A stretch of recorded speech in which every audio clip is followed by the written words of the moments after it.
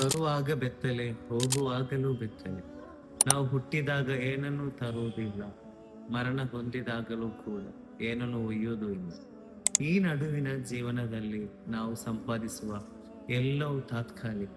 ಆದರೆ ಭಕ್ತಿ, ಜ್ಞಾನ, ಒಳ್ಳೆಯ ನಡತೆ, ಒಳ್ಳೆಯ ಗುಣ, ನಾವು ಬೇರೆಯವರಿಗೆ ಮಾಡಿರುವ ಸಣ್ಣ ಪುಟ್ಟ ಸಹಾಯ, ಇವು ಮಾತ್ರ ನಮ್ಮೊಂದಿಗೆ ಉಳಿಯುವುದು.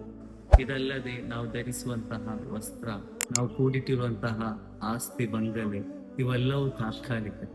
ಅಲೆಕ್ಸಾಂಡ್ರನು ತನ್ನ ಮರಣಕ್ಕಿಂತ ಮುಂಚೆ ಕೊನೆಯ ಆಜ್ಞೆಯನ್ನು ಮಾಡಿದಂತೆ, ಅದೇನೆಂದರೆ ತನ್ನ ಮೃತದೇಹವನ್ನು ಹೊತ್ತೊಯ್ಯುವಾಗ ಅವನ 2 ಕೈಗಳನ್ನು ಶವಪೆಟ್ಟಿಗೆಯಿಂದ ಹೊರಗಡೆ ಕಾಣಿಸುವಂತೆ ಮಾಡಬೇಕೆಂದು.